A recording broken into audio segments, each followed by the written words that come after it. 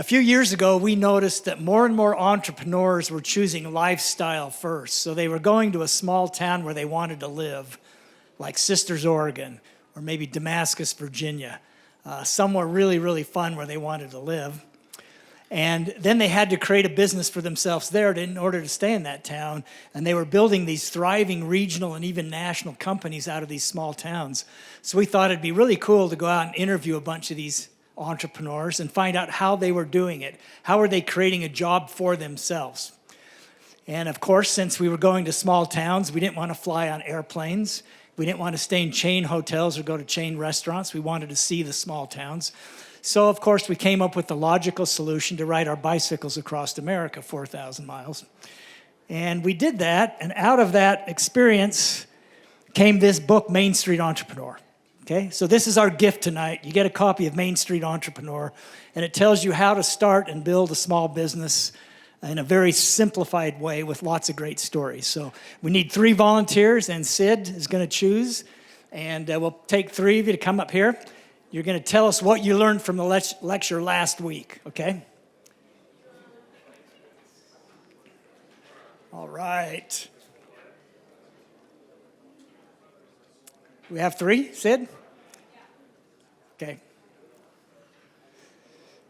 Okay, so the speaker was Ron Dunford. How did you like Ron Dunford?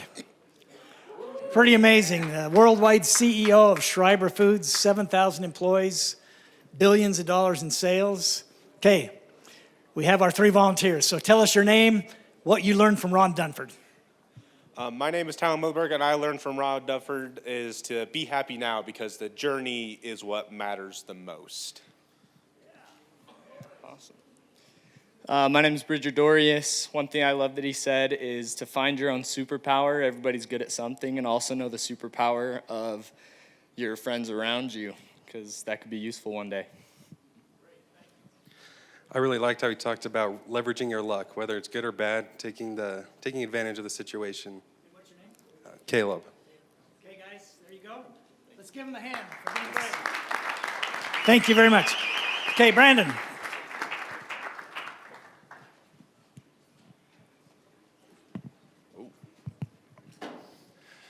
Good evening, students. It's my honor and privilege to be able to introduce our speaker for tonight, Reid Tileston. Reid is an incredible and genuine person. Following an impressive academic journey, which continues today, Reid teaches entrepreneurship through acquisition as an adjunct professor at BYU and Case Western. Following his business career, Reid has been able to buy, develop, and sell 4 different businesses, which along the journey has led him to be able to work with names such as the Milwaukee Bucks, all the way to Harley Davidson. When Reid isn't in the office, he loves to spend his time outside doing things such as racing Ironmans of over 140 miles in distance and climbing the volcanoes in Ecuador, which he happens to be doing tomorrow. So without further ado, let's welcome Reid Tileston.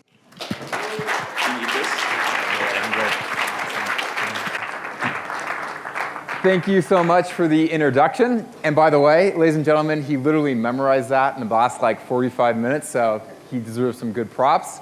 Thank you so much for Professor Glauser for having me out today.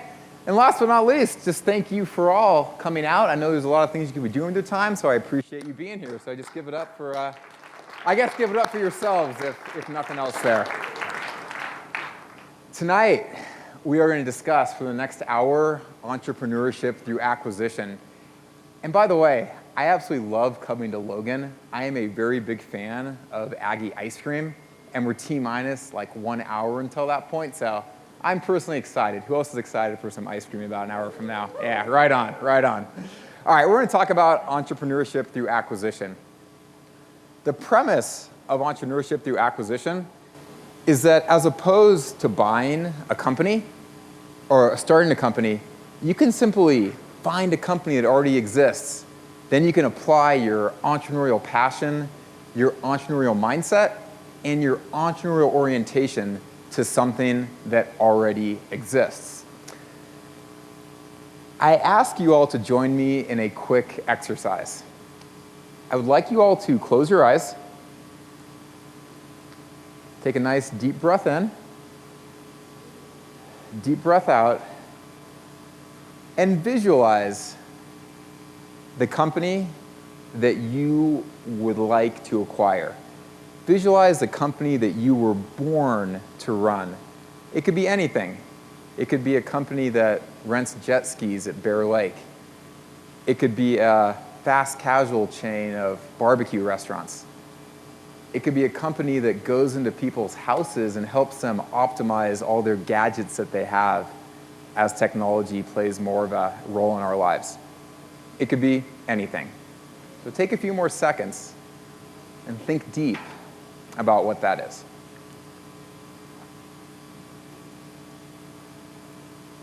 You can open your eyes, and let's take the next 1 minute, so 30 seconds per person, and tell your neighbor your name if you don't know them and what your ideal company is. So 30 seconds per person, talk to your neighbors for a sec.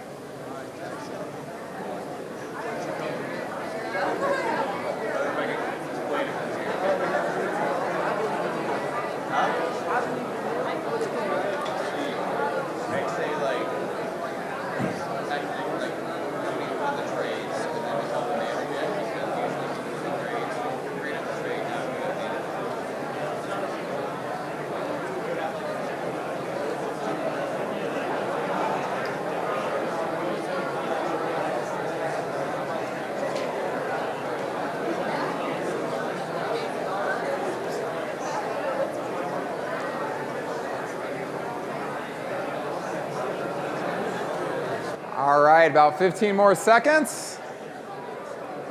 Lots of good conversations going there. I like it.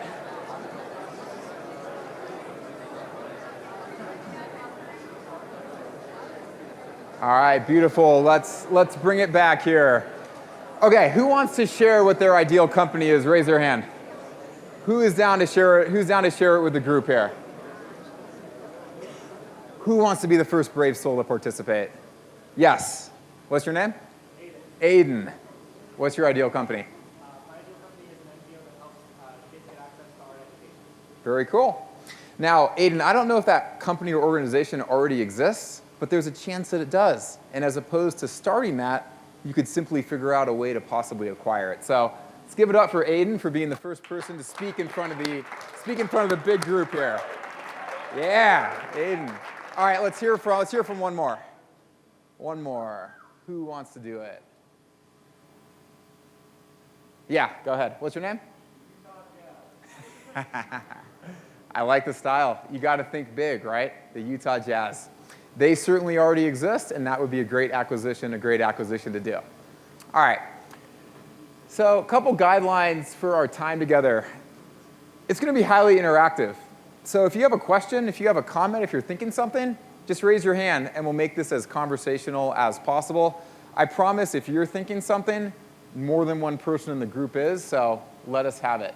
Secondly, I want you thinking about your own entrepreneurship through acquisition activity, what your ideal company is throughout our time together. It'll help make this be a bit more pragmatic for you. All right, let's discuss some career paths. The way that I see it here, there's 3 basic ways each of you can go. 1, you can be an entrepreneur. You can start a business from scratch. Second, you, of course, can go out and take a normal W-2 job. Yeah, boo. No judgment in this group here. A lot of bias, but no judgment. Third, you could go down this entrepreneurship through acquisition route, which we're going to talk about a good amount today. Now, by show of hands, and please be honest, there's no judgment whatsoever, who here thinks they want to go start a business? Yeah, right on, right on. Starting things from scratch, I mean, it's a great way to go. It's the American dream. Building something that's your own, that you built from the ground up, it is truly a special experience. What about W-2 job? Who here wants to go take a W-2 job? Yeah, thank you for being bold and saying that, and there's nothing wrong with that. That's what the majority of people do. There's stability, it leads to a good life. Nothing wrong with that option. Who here is actually thinking about acquiring a business? Yeah, right on. It's certainly something that is growing in popularity. Now, who here wants to do all 3 of those at some point in their career? Yeah, and I've actually had the chance to do that, and I think there's a lot of power in that diversity. So, cool. All right, so startups. What do you think is the 10-year failure rate for startups in the United States? 90%. 90%? All right. What does anybody else think? 95. Pessimistic. I like it. 72.5%. 72.5. It is 65% of companies that start fail within 10 years. That number has actually been pretty consistent over the last 30 years. So if you start something, there's a 2/3 chance that it's not going to be around in the future. So something to keep in mind when you're thinking about your career paths. I'm going to tell you a bit about myself. This is a place called the Old Ship Saloon.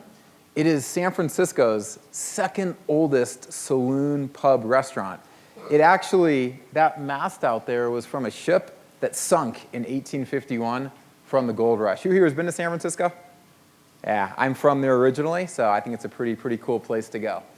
A little more expensive than Logan, unfortunately, so cost of living is a consideration.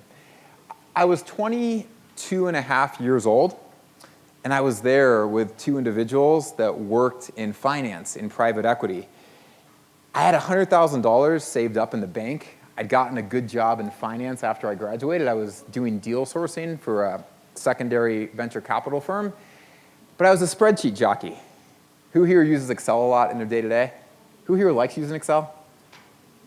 Nice, you're better than I am. I'm not a spreadsheet jockey, but I was building these financial models all day long, and I knew I wanted to be more hands-on. I wanted to be entrepreneurial, but I didn't know exactly what I wanted to do. And plus, I wasn't an engineer. I didn't think I was going to go out and be the next, Mark Zuckerberg or find the next Google or something like that. And I was at a career crossroads. I also knew, though, that if I went out and I started something, there was going to be a high chance of failure. So I was stuck. Didn't know what to do. Who here is in a career transition, not quite sure what they want to do next? Yeah, and it's a fine place to be. I was there when I was 22 and a half years old. But I was there with two individuals that worked in private equity. And they presented this interesting opportunity. They said, there's this cool fitness concept, a franchise called Anytime Fitness.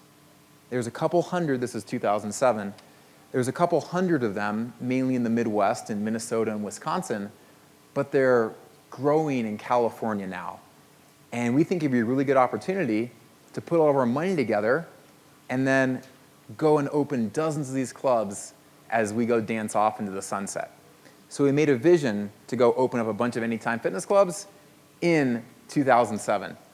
Now, who knows what happened in late 2007, early 2008? Yes? The housing market bubble popped and The entire economy went to crap. The housing market burst. It was an absolute disaster. And what areas of the country was this most pronounced in? Do you remember? Yes, in the California Central Valley. And we had this really good hypothesis that we wanted to open up clubs in the California Central Valley. And the first one we opened was in December 2007, which, with hindsight, was actually the exact month that the Great Recession began. Timing in life, right? Now, that actually was not the challenge. The challenge is that, one, I didn't know how to own and operate a business. Secondly, we were buying into a franchise system. When you're looking at doing a franchise system, you're buying into a system and a process that works. The idea is that you should be humble and you should follow what's worked in the system before. But being a bunch of young, in our 20s, college graduates, we thought we could do better, and we just chose an oversaturated market that had too much competition. That was actually the biggest reason that this first club struggled. The key takeaway, though, is that when it comes to entrepreneurship through acquisition, of which franchising, I believe, is a part of that, the idea is that you're minimizing risk, you're eating into that 65% of failure by taking something that already works, and that already works really well, and just following the system, so it takes the creativity out of it. So I learned when I was 22 and a half years old the value of following a system that works and not necessarily thinking that I knew better. Now, the first club didn't work out well. But what I did though, and again, in this partnership that we had, there was 3 of us.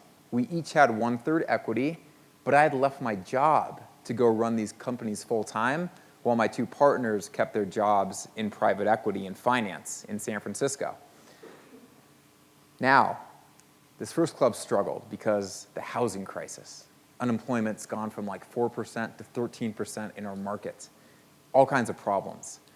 What I did though is I dressed up as a superhero in this Captain Running Man suit, and I went out in the very hot summertime weather in Sacramento.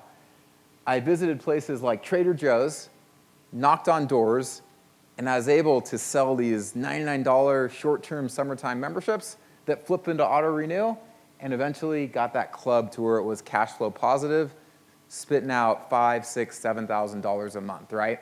And it became a halfway successful endeavor. But the critical part of the story is that when I was wearing that purple superhero suit, which was completely awkward, knocking on doors, who here has experience knocking on doors, by the way? Yeah. You there in the white, what was your experience knocking on doors? Yeah, where was your mission? Germany. That must have been an endeavor. Yeah. So knocking on doors, certainly an anxiety-producing, not always a fun experience, right? So I was the one knocking on these doors, selling these memberships in this purple superhero suit. What do you think my 2 partners were doing this entire time? Yeah, they were working their jobs, right, behind a nice desk in San Francisco. And this is when I had, and then at this point I was 23 years old, I had this identity moment.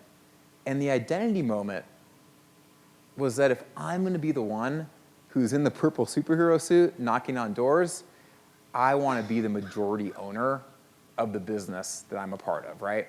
That's when I had my identity moment that I'm not going to ever be a CEO, I'm going to be a business owner. And it's critical as you're thinking about your path forward in entrepreneurship to understand that. Are you okay if someone else controls the company and you're just someone who has equity and has a CEO role running it? Or do you need to be the person that actually owns the company, has the control, and really owns the upside of what you do? I'm going to tell you that there's not a right answer to it or a wrong answer to it, but the critical part is understanding what aligns to you and what aligns to where you want your career to go. So doing that self-assessment is critical. Now, when you hear this, who here thinks that they're more of the business owner type than a CEO type? Who here thinks they're more of a CEO type than a business owner type? All right, Trevor, why is that? I like to lead. I like to be hands-on. Mm-hmm. And so I think a business owner sometimes is just, they're the backing, right? They're the security of that. Yeah. And they can be hands-off, right? Where I like to be in the meat and potatoes of what's going on and understand how my team's working. Yeah, you want to be on the ground, you want to be focused, you want to be there in the trenches. I like that. That's my personal style as well. Very cool. All right, so that's one reason that I wanted to become an owner. So with that first club under my belt, I went out and I opened up a number of them in the California Central Valley, and I became a top performer in the Anytime Fitness system, which I did for over 15 years. So that was my first endeavor in what I'll call entrepreneurship through acquisition, buying into a franchise system. Now, another company that I bought, an industrial services business. This business was doing about $1 million of profits, okay? $1 million of cash flow per year. And there was no technology. There was nothing. There was just this red book. This business, all the scheduling, this was a field service business that did grease trap pumping, kitchen exhaust cleaning. The entire business was based out of these red books up until 2019 when I bought it, doing $1 million of profits. Who's that? Well, how do people feel about that? Is that surprising to anybody? Yeah, right. Pretty crazy. Now, you might think that a business like that is maybe something that's not that attractive, but this business had 91% customer repeat rate. So every single year, 91% of the customers would come back. Now, I have a question. If this business is done out of a red book, but someone tells you it has 91% customer retention every single year, how would you verify that? What are some ideas? Yeah, how would you verify it? You can go find some customers, right? Go talk to them. Alternatively, this business had one of these red books for every single year. So I could simply go in here and I could look and see what customers existed way back when. So I'm still involved in this business now as a chairman, but let's do a fun exercise. You want to come up here for a second? Come on up. Give him a round of applause. That's what you get for, oops. Oh. All right. So this book is from 2001. Can you go just pull up the second, what's today, Wednesday? Second Wednesday in February from 2001.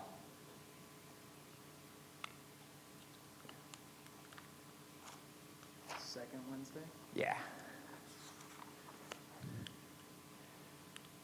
So we got the 14th, Valentine's Day. What are some customers you see there? Just read out the names that you see. Mike. No, right there. Oh, that's Danish American Homes? Yeah, Danish American Home. So crazy enough, like literally 24 years ago, this book's from 2001, Danish American Home, still a customer. Who else do we got there? Silver Spring Convalescent Center. I don't recognize them. What about that one? Burger King. On East, yep. Burger King still a one, and what do we got there? Another Burger King. Another Burger King. So it's crazy, right? And round of applause. Thank you so much. You can put the red book back over there. 24 years ago, 75% of the customers of that business 24 years ago are still customers of the business today. And that business doing $1 million of profit out of that red book. The interesting thing is that there's a lot of opportunities right now with the silver tsunami of existing businesses being transitioned from generation to generation, and businesses like that still exist to be bought today. Okay, so let's talk about the idea of entrepreneurship, working for yourself versus working for others. There's been some research done pretty consistently over the years that people that work for themselves are generally happier than people that don't. So this slide shows that if you choose to work for somebody else, it's 5,840 under happy hours per year, which is just 16 hours a day times the number of days in a year. Who here thinks that resonates with the idea that working for yourself would make you happier? Yeah. Who thinks that working for somebody else would they be happier doing that? See, it's good to be honest there. But in general, the studies show that working for someone else leads to less happiness overall. And in order to make this point, one of the first studies that actually showed this, we're going to head back to the good old 1980s. We're going to head back to the 80s for a quick second here. Who knows what that is a picture of there? Berlin Wall, right? So when the Berlin Wall fell, this led to an interesting natural experiment in East Germany. Before the Berlin Wall fell, East Germans didn't really have access to being business owners or to being entrepreneurs by virtue of it being a socialist system or virtue of it being communist. So what happened is, after the Berlin Wall fell, these individuals all had these different career choices. So it presented a natural experiment where we could study what people going down different career paths, how they felt levels of happiness, fulfillment, money, whole 9 yards from there. And what this study found is that even when you control for the amount of money made, that individuals that became self-employed were much happier than those that weren't. Why? Why do you think people that are self-employed, that work for themselves, are happier? And I'll give you a hint. It says it up there. Yeah. I get to do what I want when I want to. Exactly. You get to do what you want when you want to. You have autonomy, right? You own your time. Owning your time and having that flexibility of how you spend it is what drives happiness. And people in the academic world, right, we call that this idea of procedural utility. It's really nothing more than controlling your time. And one great thing about being a student is that relative to having a full-time job, you have your ability to control your time here as well, which is one reason I think that being a student is a pretty good life overall. All right, so we got the autonomy and procedural utility. Now, something else that they found that's been highlighted over the years about this stuff is that If you want to get happy in life, you can just change jobs. Anytime that you change jobs, whether it's from being self-employed to being a W-2 employee, you're going to become happier. But what the studies also show is that the happiness difference is greater when you go from being employed to being self-employed, right? So the switch is greater when you go to being a business owner.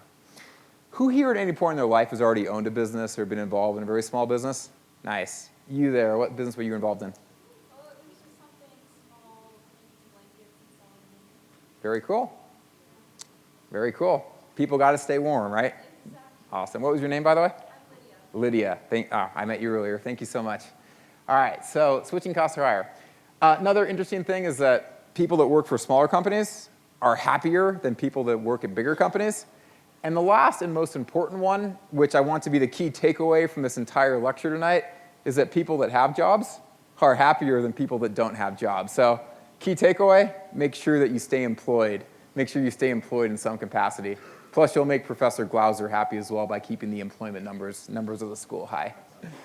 All right, good stuff. Any reflections, comments, thoughts on what you see up there? Any real surprises out of that? Anyone disagree within the findings that have come out of that? All right, we got a good compliant crowd. I like it. All right, the opportunity. So right now, experts estimate that over the next 20 years, $10 trillion of assets is going to transfer from the current baby boomer generation onto individuals like you all here in this room. $10 trillion. It's quite a number. Does anyone know what the GDP of the US economy is, total output of the US economy is? Throw out some guesses. 17 trillion, not bad, but it is higher. What'd you say? Yeah, about 33, 34 trillion. So almost a third of the entire amount of the US economy is going to be passed down over the next 20 years. And a good portion of that is being held as these family-owned small businesses. There was a lot of attrition from a small business going from one generation to the other generation. So going from first generation to second generation, what do you think the attrition rate is of small businesses in the US? Excellent guess. It is 30% into the second, so it's 70%. So good job on making the guess there. You get a round of applause. All right.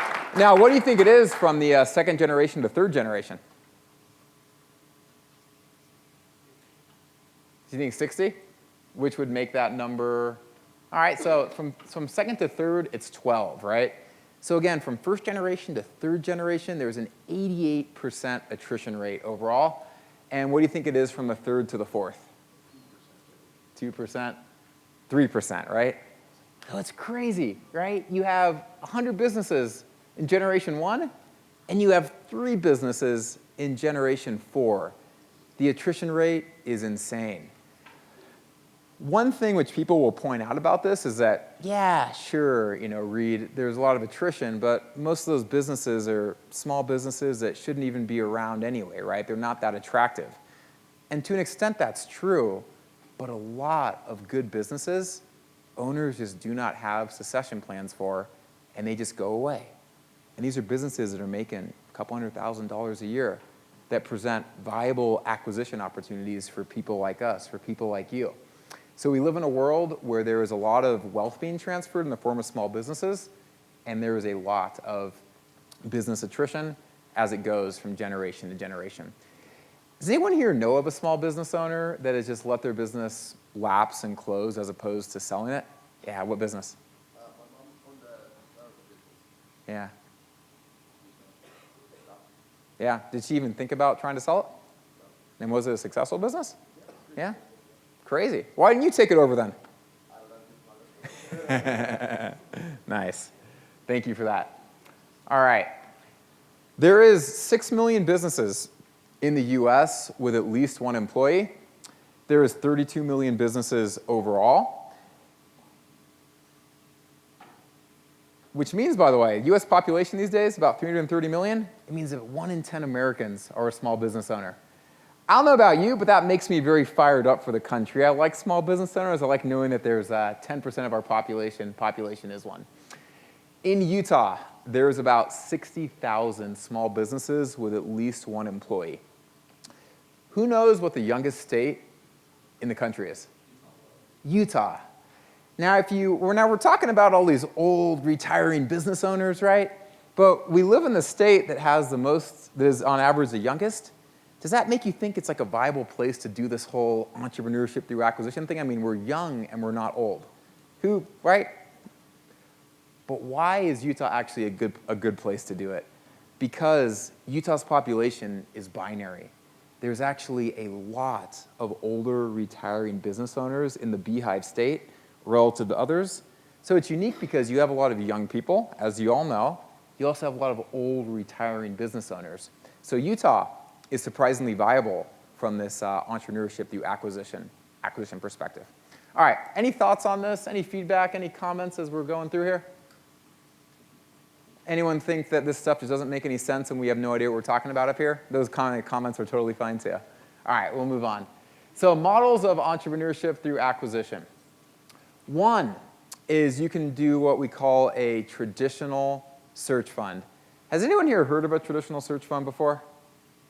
It is the coolest job in the world. You basically would go to people like Professor Glauser and say, you're going to give me, you and 10 people like you, are going to give me $50,000 for $500,000 in total, and I'm going to go out and spend 2 years where I get paid in the 6 figures to look for a business to buy. And then, when I find one, you're going to write me a bigger check for it, like $500,000 per se. I'm going to get some bank debt for the rest of it. I'm going to buy this business. I'm going to be the CEO of it, and I'm going to get 25% of the equity of the ownership of it just for searching for 2 years and finding it. Who thinks that's a pretty cool situation? Right? I mean, who would take that as like a career choice? It's pretty awesome. Because if you don't find the company, you just spent 2 years searching, learning about the US economy, and you made good money while you did it. So that's a career path that we call a traditional search fund. Typically, it happens for people after they get their MBA, usually from top-tier programs, but certainly not exclusively. Another career option for this, you can do what we call an incubated search, which is the exact same thing, except as opposed to going to 10 people like Professor Glauser, you just go to one single one. They back you to look for a company to buy, and then when you find it, you get some equity in it, and you become the CEO of the business. So those are the traditional and the incubated models of entrepreneurship through acquisition. The model which I followed over my career after the first endeavor is what we call self-funded entrepreneurship through acquisition. Anyone care to venture what self-funded means? It's not very complex. Yes, you pay for it. How do I pay for it? What was your name, by the way? Matt. Good to meet you. How do I pay for it? A loan and good credit are a critical part of it. Plus, we have this thing in the US called the Small Business Administration, which actually gives these taxpayers subsidized loans to go out and acquire small businesses, which is pretty cool. But in addition to that, I have to fund it with my own money, right? So what do I do if I don't have any money?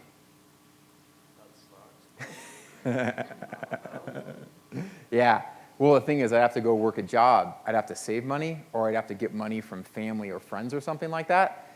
But if I'm self-funded, and I don't take money from investors like Professor Glauser, when I find this business to buy, I can use, like you said, I could use debt to finance part of it, my own money for the rest of it, and what's that going to lead to? Yeah, it's going to lead to me having all the equity in the business, being the business owner, and not having to bring on outside investors. So if you were to do a search like this, Mike, would you want to do it under a more traditional model where you're a CEO afterwards, or under the model where you're a business owner? I'd probably do the one where I had ownership, but then I also like being the CEO, so. Well, if you're the owner, you are the CEO, right? You're the CEO, you're the president, you're whatever you want, you're chief janitor, you're whatever you want to be. Yeah, cool. All right, who here resonates more with the CEO model, where they want to get money from outsiders? Who here is more of a business owner model? Yeah, cool. We'll see how that changes as things go on. Professor Glauser, what about you? Would you be more of a CEO or a business owner? I've been a business owner in all my businesses. Yeah. Could you ever become a CEO after having that experience? I have to, yeah. Yeah? Great. All good options. And the last option here, which we talked about earlier to an extent, is being a franchise, going to franchising, which would typically lead to you being a business owner as well. I want to make a point on this that searching for a business can be a very, very, very expensive endeavor. And if you find a business that looks interesting, one thing you do is that you make an offer on it. But to do that, you have to hire an attorney. And if you hire an attorney, do attorneys work for free? No. Yeah. What do you think it costs an attorney to execute one of these business transactions? Yeah, I mean, good ones are $1,000 an hour. So you have all these costs that are associated with going out there and acquiring. And if you're funding the search on your own and you don't ultimately find a company to buy, who's bearing the cost of that? You are, right? But if you have investors, who's bearing the cost of it then? They are, right? So you trade this idea of taking their money now and minimizing the risk to yourself. However, on the back end of it, you don't own the business, right? You're a CEO that's working for the investors there. So something to keep in mind as we're going through there. All right. So we talked about the career path of being a startup entrepreneur. Who remembers what the failure rate for startups is? 65%, right? So let's flip that around. Let's be more positive. You start a business, you have a 35% chance after 10 years of being successful. Let's talk about some of the rates for the other ones. Buying a business, who here has ever actually spent time searching for a business to buy before, or just part of class or on the side? Yeah, tell me about your experience. Honestly, I just search KSL classifieds like every day for new businesses coming out. Nice. You find any good ones recently? Nothing that stuck out to me in particular, but I will. Yeah, great. Is the experience of looking for businesses, how do you find that? Do you find it to be easy to find good businesses out there? No, I find it to be really hard, and you have to have a lot of communication with the people to really know if it's a good business, and I just haven't put the proper time into it to know. Yeah, it's difficult. It's difficult to find a good business. It's competitive to find a good business too, because everyone wants to be, a lot of people, I shouldn't say everyone wants to be a business owner. They want to have that autonomy. They want to have that financial freedom. So when good businesses come up, it's very competitive to get them. You have to have your financing lined up. You have to have a good story told, the whole 9 yards. And for people that search for businesses, the best incubator that I know of, which is very selective in who they allow to come into their group, you have to have $100,000. You have to be a background that's credible to buy a business. They have a success rate of 37% of people that search ultimately end up acquiring. And that's the highest one that I know of. The better example I like to give is from Belgium, of all places. There was a group of people that took a class over a 7-year period, 1,200 people in total. And these are individuals that are, in their 30s, in their 40s, have a little bit of money. Any guesses what percent of these Belgians that were searching full-time found a business to buy after a 7-year period? 12%? Good guess. Actually a little bit lower. 4.5%, right? 4.5% of people that ended up found a business that we're trying to search. So 37% is one US-based one, the highest that I know of. Other ones could be lower. So the point I want to make is that as you're considering your career options, starting something up, you have a high failure rate, right? Doing a W-2, you're working for somebody else. Buying a business is also challenging to find a business to buy. It is an adventure once you've found the business, as I'm sure a lot of other guests have told you, but finding a business is no walk in the park either. You're in school now. You're surrounded by a lot of ambitious, awesome, smart classmates, a lot of great professors, some interesting guests. What do you think the biggest challenge of searching for a business really is?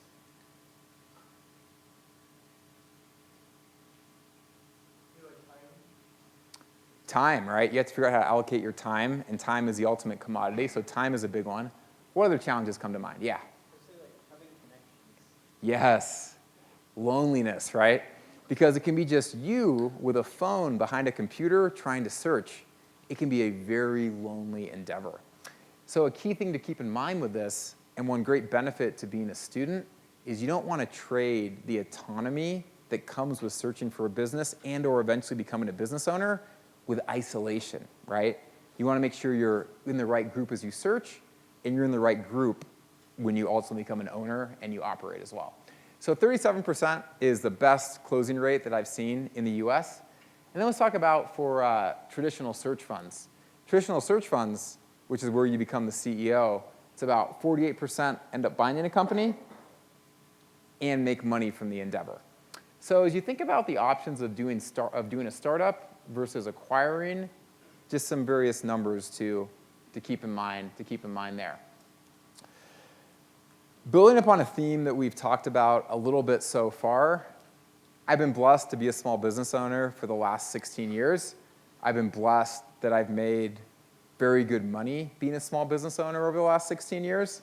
And I'm also blessed I get to teach people how to be small business owners now. I will tell you, though, that unequivocally, the best part of the process is always about the people. That's one of the teams from one of the clubs that we opened.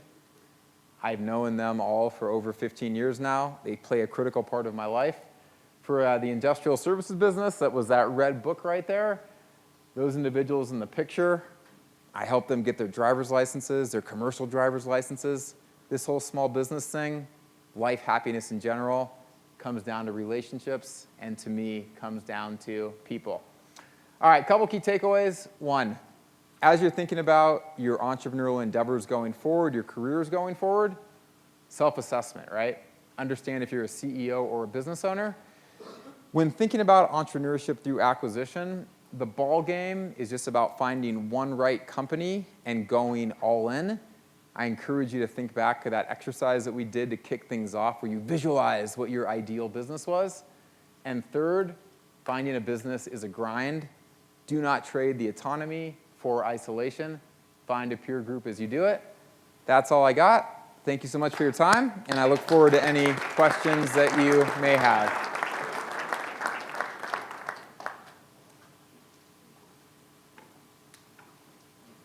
Yeah.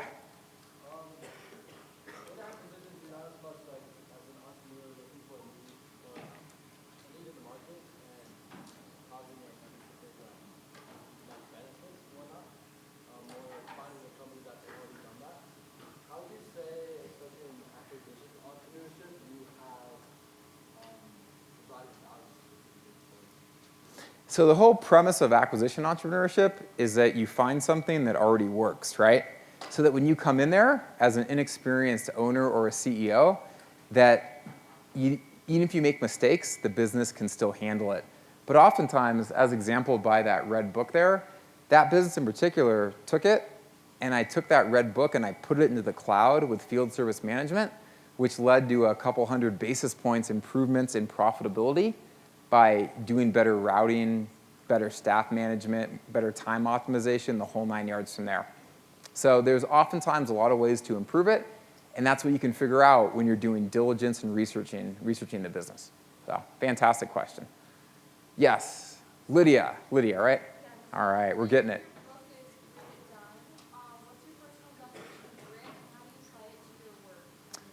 It's a great question. Have you read the book yet? Not yet. All right, because we go into it in the book there, so good stuff. Yeah, grit to me is very simple. It's doing exactly what I don't want to do, precisely when I don't want to do it. As long as I'm always doing that, elation awaits on the back end. And I'll give you one example, pragmatic to what's going on right now, is I didn't really want to prepare for doing this speech today, but I did. And because I did, the speech is better than it would have been, and I'm happy because of that. So do exactly what you don't want to do, precisely when you don't want to do it. Sounds like a lot of fun, I know. I swear to you, it is. Cool. Other questions? Yeah. Upon finding a business and acquiring it, what have you found has been the most difficult thing in managing? The most difficult thing is realizing that when you're searching for a business to buy, despite the fact that you are all highly educated Aggies, you're very detail-oriented, you're very diligent, you're going to realize that you're not going to be able to find out everything about the business before you get into it. And there's going to be some kind of nasty surprise on the back end, whether it be that, hey, this team member, turns out they were just waiting to quit till the new owner started, or a supplier is about to cut you off, and having the ability to, one, just know that that's going to come, and having the resilience and the right kind of attitude and the monetary resources to be able to deal with that. Yeah. All right, more questions? Yes? So will you acquire business at a certain time where the people currently working there are kind of hesitant to start working with you? So like any animosity chances? So like have you experienced that? Is that something you think about? Yeah, and it's tough because at meetings, at transition meetings where team members find out that there's going to be a new owner, I have seen it all. I've seen people run out of the room with a cursing tirade about this and that, right? I've seen people be happy, the whole 9 yards. What I've found is that having an all-in attitude, working very hard during the transition time, and really showing that I, Reid, intentionally bought this business. I, Reid, have a personal guarantee on the line, so if this business fails, I go bankrupt. I, Reid, put my entire net worth behind this business. That speaks loudly. In addition, though, working 60, 70, 80, 90 hours a week shows that you're dedicated, shows that you're all in, shows that you want to be there, and that in and upon itself can become contagious and lead to a good culture. Now, some people, despite that, just may not want to be there. And it's a very delicate leadership balance of having to let them go when the time is right. Great question, though. Yeah? Going into the future, what are your plans? What are my plans? Yeah, so right now I teach this, which is fantastic. Wrote a book on it. I do a PhD research on it as well, so I'm literally living the dream in that sense. I'm not actively looking for businesses to buy right now, but just by virtue of being in the space, some interesting opportunities consistently come my way, so I'm very much involved in that as well. So looking at some live deals too. But I'm essentially teaching this stuff full time. Great question, yeah. Do you have any tips for suffering through an 80-hour work week consistently? Do I have any tips for getting through an 80-hour work week? I like working hard. One of my favorite sayings is that the harder I work, the luckier I seem to get, by Thomas Jefferson. And frankly, I like small businesses. So to me, it is definitely work, and it's challenging, and it's hard, but I like doing it, right? And I ask myself, if I wasn't working, what else would I rather be doing? I mean, I like climbing mountains and doing like cold water immersion and stuff as well, but I really like running small businesses. And the reason that I like running small businesses is because of the people. I take it upon myself for any business that I buy to invest in what I call the people project. So the individual by that truck on the far left, his name is Charlie, okay? He is an exceptionally talented individual. Charlie made a bad choice at one point in his life that led him to lose his driver's license, right? He had tried for years to get his driver's license back unsuccessfully. After I bought the business, I believed in Charlie's leadership potential.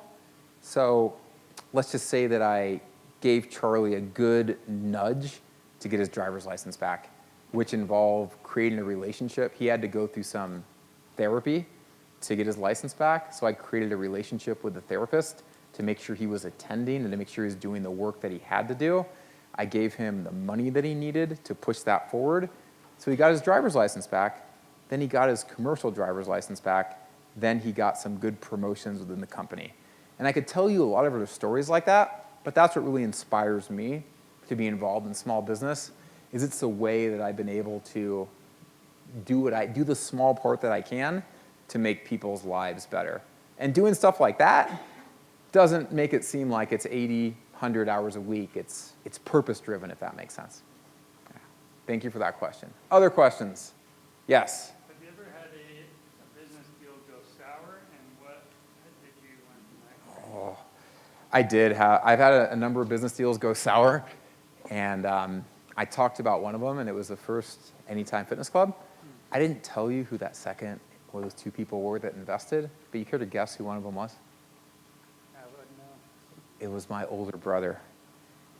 And I really wanted, I like my older brother. I still like my older brother. I love my older brother. But when I was younger, I'd always wanted to like go into business with my older brother, Trevor. And when that first club didn't do very well, it led to a lot of relationship challenges between us that actually resonated for years thereafter. Now, ultimately, when I sold those Anytime Fitness clubs, I made my brother and the other investor whole on their money. I did the right thing with it, but it was very painful for me, very painful for my family as we kind of went through that process. So that was one, and I can tell you there has been plenty of other ones. But I believe, though, that failure is a building block for success. As we were talking about at dinner before, who knows whose birthday it is today? President's birthday today? Abraham Lincoln, right? Good job. Lincoln, I mean, his life was 90% failure at the very least, but I believe that failure laid the groundwork for his future success. So, absolutely great question. Yes? What are some of the key things you look for when acquiring a business? Key things I look for, and there's two buckets of criteria. The first one is that at the point I'm at in my career, I look at, is this a business I actually want to run? Am I going to enjoy the day-to-day, right? I'm looking at an education company right now, and I get pretty excited about what I'm going to do day-to-day in that business, right? So that's the first part, is how am I, as the owner, going to be spending my time? Because there's things I like doing. I like doing sales, right, among other things. I like doing marketing. There's a lot of things I really don't like doing, like deep trucking operations, right? So I think about that side of it. In terms of criteria for the businesses overall, high growth industry, recurring revenue, fragmented customer base, stable management team are a couple to start with.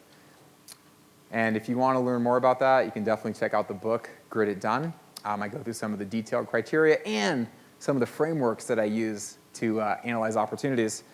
The key part, though, to frameworks and criteria for businesses is that you don't want to go through the process of evaluating alone. You need to go through it with other people, because you might, what's your name? Braxton. Braxton might look at a business and say, oh yeah, I think that the management team is like a 9 out of 10 here, but you need to spread that analysis out among your 3 friends there to see what they think about it as well, because we are all plagued with biases. I'm plagued with biases, Professor Glauser is plagued with biases, we all are. You need to make sure that you bounce your frameworks and your ideas off of others, and that is one of the best benefits to being a student, is that you have around you a very vibrant ecosystem of your classmates and your professors that can really help to do that. So, good stuff. Other questions? Yes? You said that you went into business with your brother and it didn't go so great. Yeah. But also, like, I've heard a lot about how important, like, connections are and utilizing those connections. I think sometimes I'm scared to utilize a connection that I have in my life because I don't want something like that to happen. What have you learned that might help with that? Or, like, what would your advice be on that sort of stuff? Yeah, my advice would be 2 things. One, the people you will learn that'll be the most valuable to you, in my opinion, from your time at school here are not going to be your professors, not going to be the guests like me. It's going to be your classmates, right? So look to the side as opposed to looking ahead when you think about this stuff. And when it comes to being thoughtful about who you want to get into any kind of relationship with, whether it be business, romantic, friendship, whole 9 yards, it can be a risk. It can absolutely be a risk. At the end of the day, though, sometimes it's not what you know, it is who you know. So I encourage you to be thoughtful, do the diligence around it, spend quality time with someone before you get into a business transaction. You know, check their references, get to know them, right? Make sure they're the kind of person that you feel comfortable with, and do what you can to minimize the risk associated with it. But know that ultimately, you're never going to be able to 100% mitigate it. And at the end of the day, when those breakups, when they happen, they can be very painful. They are not always fun to go through, and they're just a cost of doing business. So, ounce of prevention is worth a pound of cure. So be thoughtful about who you go into business with, but just know that you're bearing a risk there. And the alternative is simply don't have partners, do it yourself, right? I have more bias towards that as I've got on later in my career, and I'm not telling you there's a right answer or a wrong answer, but doing that research, there's no shortcutting that. All right, cool. Yes, over there. I was going to ask, you mentioned the book earlier with the last question. What was the name of that book? Grit it done. Grit it done. That's a great question to end off of there. All right. Thank you all so much for making the time to come out today. If you want to connect with me, you can hit the QR code and follow me on LinkedIn.